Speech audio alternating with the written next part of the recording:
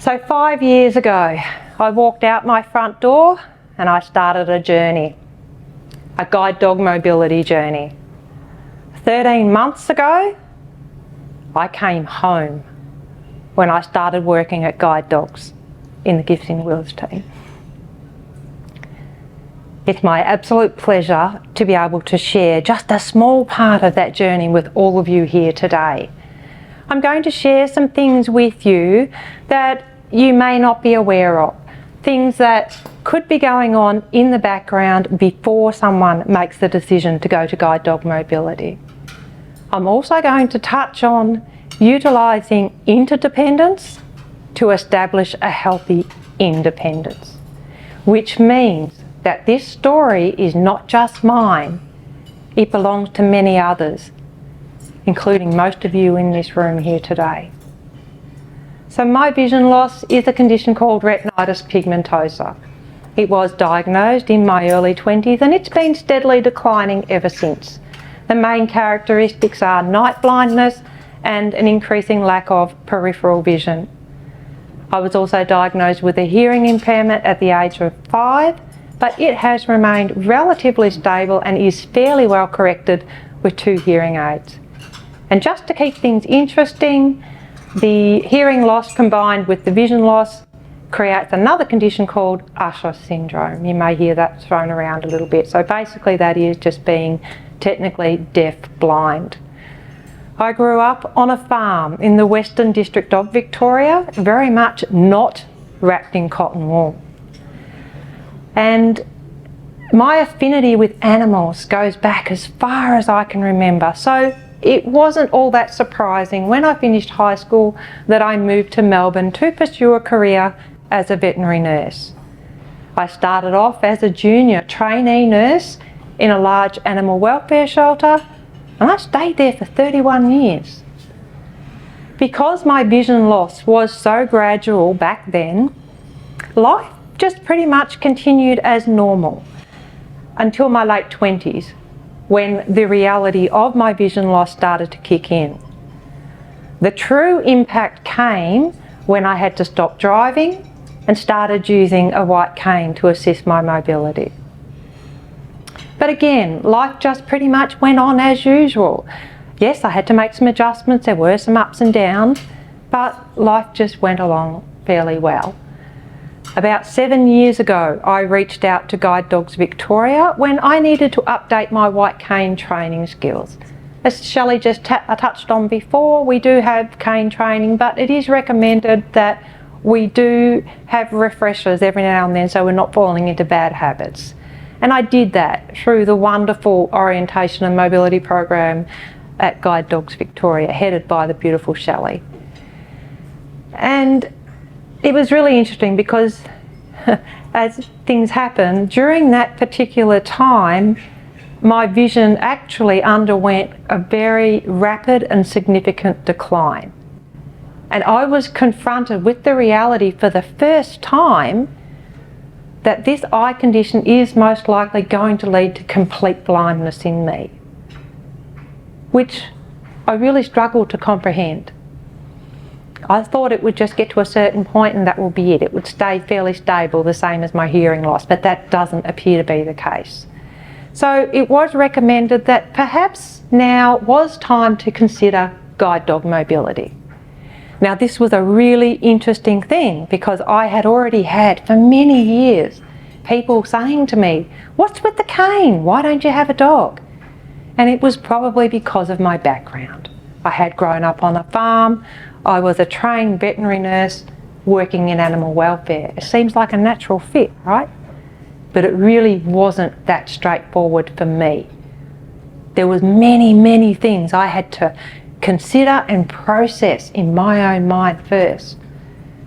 And among those many things, there was and still is an incredible fear of loss.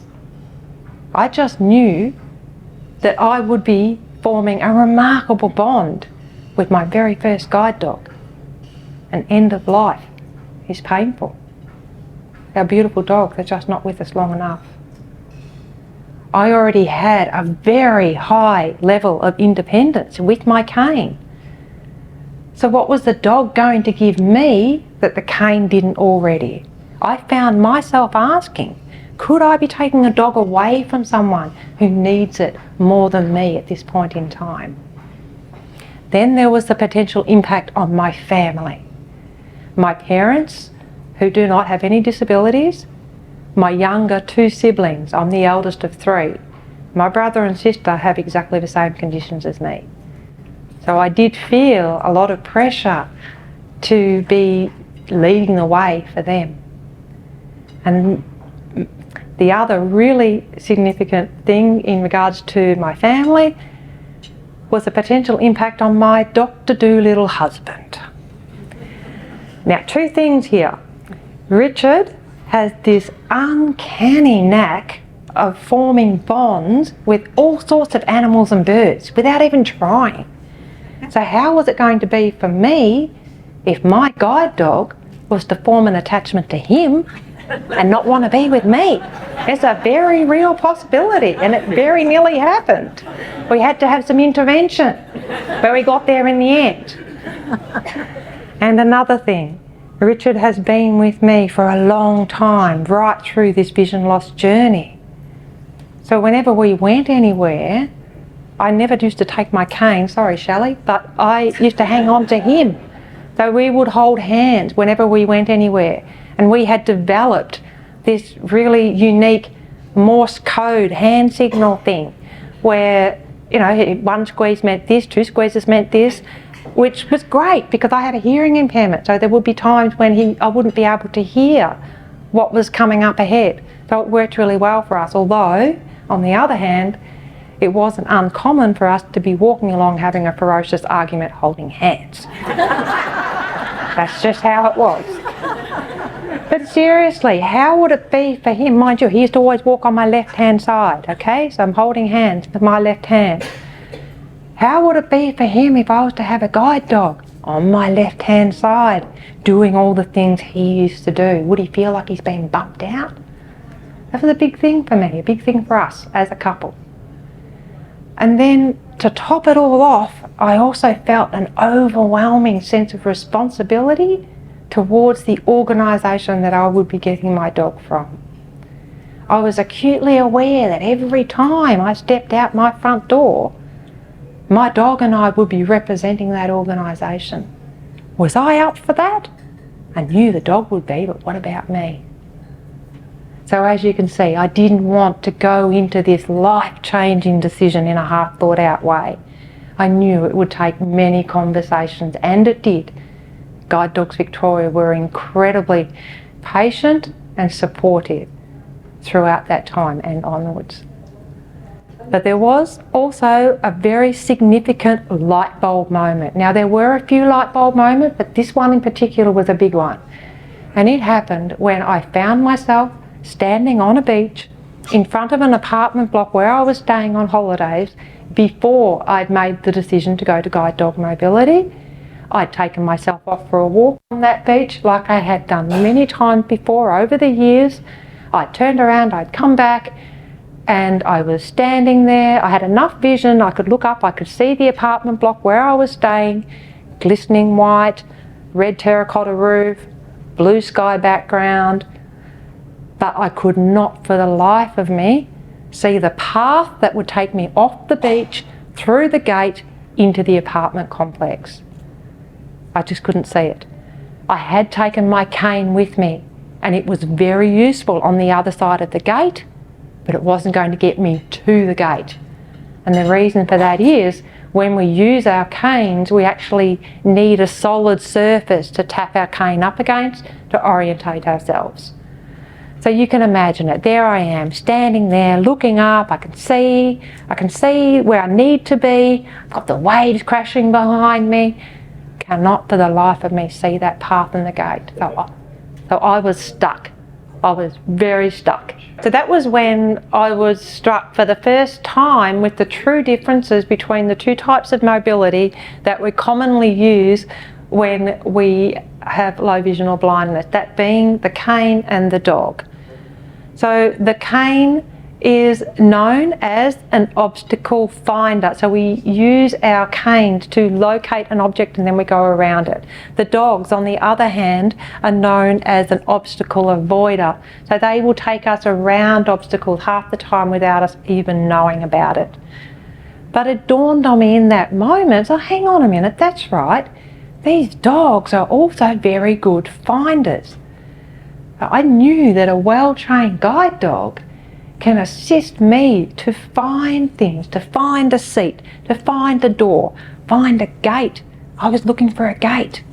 Light bulb moment. And once I'd made up my mind that, okay, I need to go down this track of guide dog mobility, this is it. And once I had made up my mind, I set myself a goal and I said, I'm going to come back here, find my way off this beach with my new guide dog. And I did. We did. It happened. I'd been matched with my beautiful dog for about 9 months, and I looked down at her one day and I said, do you want to go on a holiday? And of course she said yes. So we hopped on a plane and off to Queensland we went. Upon arrival at the accommodation, we pretty much went straight down to the beach. It took me just a few moments to teach her to target that particular gate. That just means that when I ask her to find it, she can locate it for me. So off we went for our little walk, turned around, came back. I look up, yep, I can still see that apartment block. I can't see the roof or sky very well anymore, but I can see the apartment block and I still cannot find that path and the gate. So I looked down at her and I said, okay, find the gate. And off she went. And she was barreling up the beach. I'm parachuting behind her. We come to a screeching halt. I look down and there she is. Her nose is planted firmly on the gate. The front half of her is stock still, serious. I'm standing, I'm here, I'm at the gate. Cast my eyes along her back. Her tail is going a million miles an hour and her back feet are dancing in the sand. And the feeling that swept me in that moment was just sheer joy, relief, gratitude. It was all there. I sunk to my knees in the sand. I'm giving her a big hug and I thought, this is it, I get it now. This is where I need to be. I'm happy, she's happy. So it's now been 5 years since I transitioned from using a white cane to this wonderful, tangible partnership that I have with my thinking teammate, the gorgeous Desi. Now, I also call her my left-hand girl because she is always there on my left-hand side, sharing all that decision-making with me. It's a little bit of a spin on that old saying, my right-hand man. So she's my left-hand girl. So what about interdependence? So what is it? Basically, interdependence is what most of us do naturally as social creatures. People need people. Michael Hingson refers to this term several times in his wonderful book, Thunderdog. Michael is blind. He and his dog Roselle were in the World Trade Center on the 11th of September 2001 when the first plane hit. Michael and Roselle made it out by walking down 78 flights of stairs together. Now, Michael describes interdependence beautifully as teamwork and trust, something that those two had in spades on that terrible day. So while Roselle was able to guide Michael safely all the way down, Michael was also able to assist Roselle by remaining calm. Goodness knows how, but he did. He remained calm. He gave his dog clear, consistent directions and reassurance all the way down. And he also shared a very precious and limited supply of water with Roselle. And that beautiful dog also managed to give some thank you licks to some of those brave firefighters as they passed on the stairwell. And as we know, most of them never came back down. So that was one of their last memories, that beautiful yellow dog giving them a lick as they went past. So Desi and I are also a good example of interdependence, although thankfully a much less dramatic version. The way I see it, I need her to guide me and keep me safe. She needs me to look after her and keep her safe. But in order for us to come together, we needed Guide Dogs Victoria and their wonderful supporters. So this remarkable dog has actually taught me the true value of teamwork, trust, and the joy of sharing. So I cannot imagine my life without this beautiful dog by my side. I get to live in the moment every day, thanks to her. But what about being independent? Surely that's got to be better, doesn't it? After all, being independent is such a highly valued status in our society, isn't it? Especially for women. But what does it mean to be truly independent? If we actually really look at the definition, to be 100% independent means that you need to go it all on your own, completely by yourself, nobody else. And that can be a pretty lonely space. I know that place.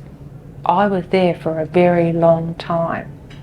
Remember, I said earlier, I already had a very high level of independence using my cane.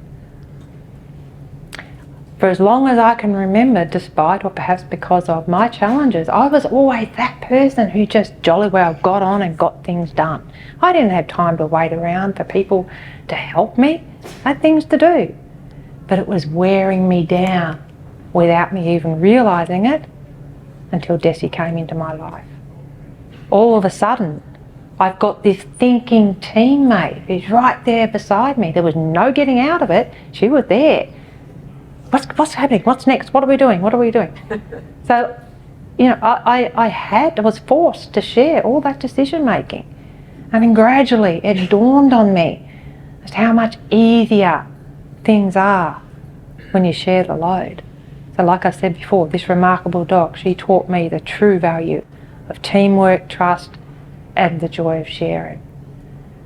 But without her and without Guide Dogs Victoria and our valued supporters, I would never have had the confidence to do what I'm doing here today, stand up, share my story, and to on-share the benefits of reaching out to others for support to be in a much healthier, happier state of interdependence. And again, without your support, these remarkable creatures would not be able to do what they do so well, which is to enhance the lives of so many people. So we hope that you can leave today secure in the knowledge that your support is so highly valued, and that your gift that you leave in your will, as Sally mentioned earlier, really does make a difference, and indeed can even create a lasting legacy. So Desi and I would like to thank you so much for taking a walk in our paws today. We are going to leave you with a short little video which shows that Concord Beach. Now I do need to apologise for those of you at the back of the room.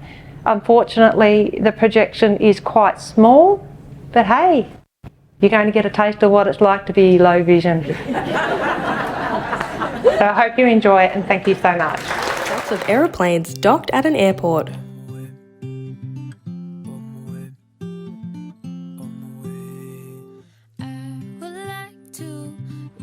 Yellow guide dog Dessau sits on a beach being cuddled by her handler Mel.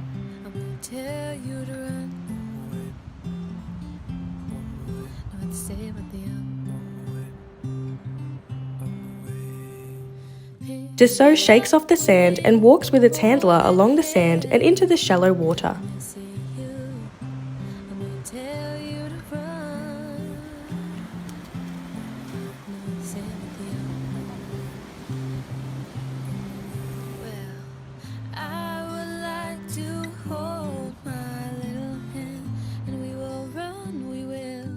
Mel gives Dessau more hugs, pats and kisses.